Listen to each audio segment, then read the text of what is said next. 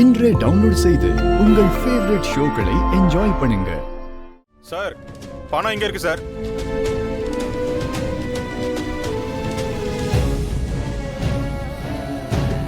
யோ எடுத்துட்டு வாத.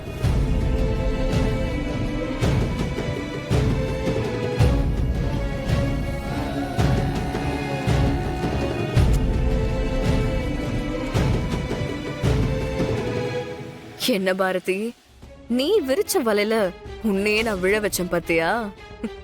அதாண்டி இந்த மித்ரா. அது யாரோட கேபின் மேடம்?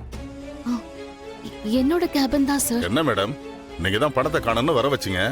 இப்போ என்னடான்னா பணம் உங்க கேபின்லயே இருக்கு. என்ன விளையாடுறீங்களா? பணத்தை நீங்களே எடுத்து வச்சுட்டு காணுன்னு கம்ப்ளைண்ட் கொடுக்குறீங்க. இல்ல சார், இந்த பணம் எப்படி அங்க வந்துச்சுன்னு ஒண்ணுமே தெரியல. மேடம், காலையில நீங்க தான் என்கிட்ட இருந்து லாக்கர் கீ வாங்கிட்டு போனீங்க. இப்ப பணம் உங்க கேபின்ல தான் மேடம் இருக்கு. இல்ல சார், அது சத்தியமா எனக்கு தெரியல. பாரதி, என்ன பாரதி இது? இதுக்குதான் போலீஸ் அது இதெல்லாம் வேண்டான்னு சொன்னேன். இப்ப பாருங்க, பணம் உங்க டேபிள்ல இருந்திருக்கு. இதுக்கு என்ன பதில் சொல்ல போறீங்க?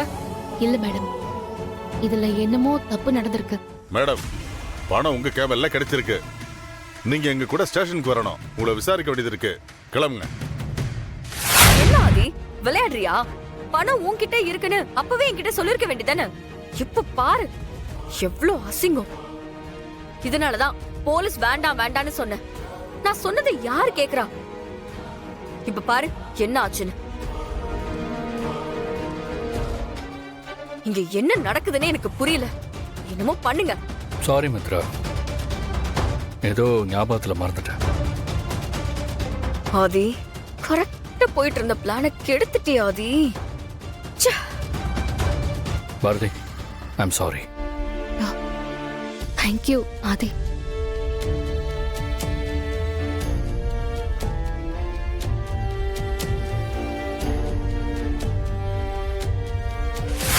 எப்போ ஆபீஸ்ல இருந்து வந்த? ஏனே நீ இன்னைக்கு ஆபீஸ்க்கு வரல? வேற ஒரு வேலை இருக்குன்னு நான் தான் நேத்தே உன்கிட்ட சொன்னேன்ல, மறந்துட்டியா? அதனால தான் நான் உன்னையும் ஆதியும் ஆபீஸ்க்கு போக சொன்னேன். சரி, இப்போ என்ன ஆச்சு? எதனால இவ்வளவு டென்ஷனா இருக்க? இந்த ஆதி ஏனே இப்படி இருக்காரு? அவரோட மொத்த கவனமும் அந்த பாரதி பக்கம் தான் இருக்கு. இன்னைக்கு ஆபீஸ்ல என்ன நடந்துச்சு தெரியுமா?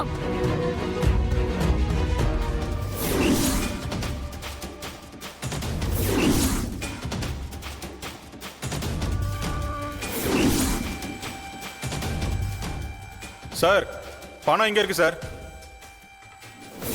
உங்ககிட்ட என்கொயரி பண்ண வேண்டியது இருக்கு. இன்ஸ்பெக்டர், ஒரு நிமிஷம்.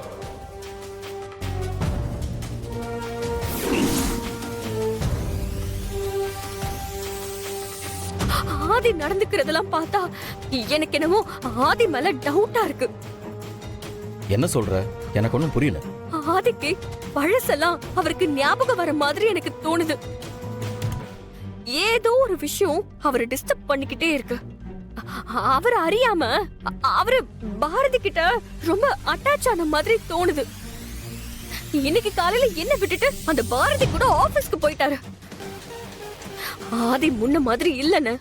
மித்ரா, நீ சொல்ற மாதிரி இருக்க வாய்ப்பே இல்லை. அவன் பொண்டாட்டியா இருந்த பாரதியை விட இப்போ இந்த ஆபீஸ் ஸ்டாஃப் பாரதியா தான் அவனுக்கு ரொம்ப பிடிச்சிருக்கு. என்ன சொல்ற? ஆமா மித்ரா, நானும் கொஞ்ச நாளா ஆதி நடந்துக்கிறதெல்லாம் பார்த்துட்டு தான் இந்த முடிவுக்கே வந்தேன். இல்லன்னு இல்ல, அப்படியெல்லாம் நடக்கிறதுக்கு வாய்ப்பே இல்ல. மித்ரா, ஆதிக்கு இந்த பக்கத்து வீட்டு பாரதியை பிடிக்க ஆரம்பிச்சதுதான் இப்போ பிரச்சனையே. இது ரொம்ப டேஞ்சர் மித்ரா. இதை வளர விட்டா அப்புறம் நாம நினைக்கிறது எதுவுமே நடக்காது. ஐயோ அண்ணன், நீ சொல்றத கேட்க கேட்க எனக்கு தலையே வெடிச்சிரும் போல இருக்கு. மித்ரா, நீ டென்ஷன் ஆகிறதுனால எதுவுமே மாற போறதில்ல. ஒவ்வொரு தடவையும் உனக்கும் ஆதிக்கும் கல்யாணத்தை முடிச்சிடலான்னு நினைக்கிறப்போ ஏதாவது ஒரு விதத்துல கல்யாணம் நடக்காம போறதே எப்படின்னு எனக்கு இப்ப வரைக்கும் புரியவே இல்லை. இப்போ இதுக்கு என்னதானே வழி இருக்கு? நீ கவலைப்படாத மித்ரா, பொறுமையா இரு. நாம அவசரப்பட்டு போட்ட திட்டம் எல்லாமே பாரதிக்கு சாதகமா போயிட்டு இருக்கு. இனிமே அப்படி நடக்கக்கூடாது. அதனால என்ன பண்ணலான்னு தெளிவா யோசிச்சுதான் முடிவு பண்ணணும். என்னது, நீங்க பாட்டுக்கு உள்ள வந்துட்டு பேசாமலே போயிட்டீங்க. என்கிட்ட ஏதாவது சொல்லணுமா?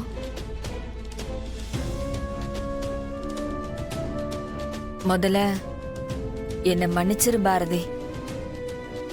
உன்கிட்ட இந்த விஷயத்த சொல்லலாமா வேணாமான்னு தெரியல. ஆனா உன்னை விட்டா இந்த விஷயத்த யார்கிட்ட சொல்றதுன்னு தெரியல. எனக்கு உன்கிட்ட இருந்து ஒரு உதவி வேணும். ஆனா கேக்குறதுக்கு முன்னாடி என்ன மன்னிச்சிரு. நான் நிறைய தடவை உன்னை திட்டியிருக்கேன். என்னங்க நீங்க மன்னிப்பு அது இதுன்னுலாம் பேசிட்டு இருக்கீங்க? இப்பதான் அப்படி எதுவும் நடக்கலையே. ஆதி சார் சொன்ன ஒரு வார்த்தைக்காக எங்க குடும்பத்துக்கே வீட்ல தங்க இடம் கொடுத்திருக்கீங்க.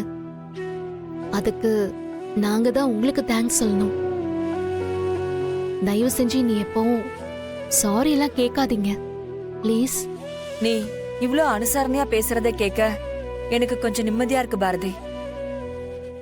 என்ன பண்றது, எங்க வீட்ல இருக்கிறவங்க சரியில்லை.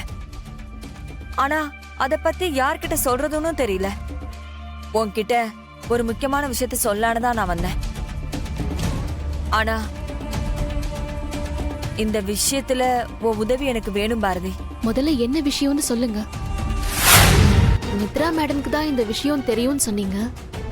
சாருக்கு கூட தெரியுமா? அட ஆமா பாரதி, அதுதான் எனக்கே ஆச்சரியமா இருக்கு. இந்த மித்ரா ஏன் கல்யாணம் ஆனவனை புடிச்சுக்கிட்டு இப்படி நிக்கிறானே எனக்கு சுத்தமா புரியல. சரி, இப்போ நீங்க சொல்றதெல்லாம் உண்மைன்னு நான் எப்படிங்க நம்புறது?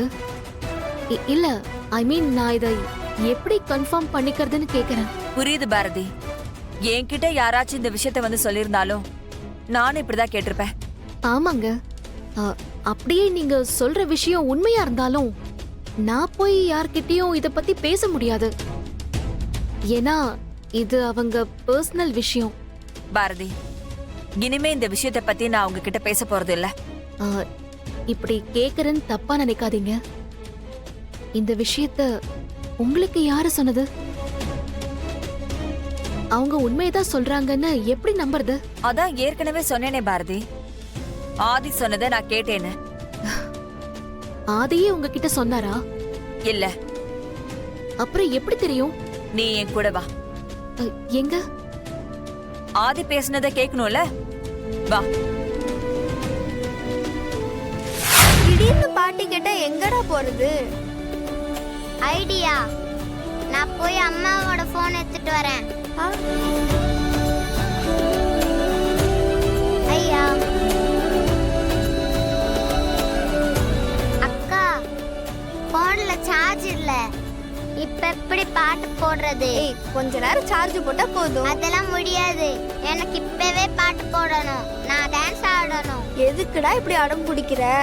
சார்ஜ் போட்டு அப்புறமா ஆடலாம். இல்ல, எனக்கு இப்பவே வேணும். எனக்கு இப்பவே வேணும். இருடா இருடா, என்ன பண்றதுன்னு யோசிக்கலாம்.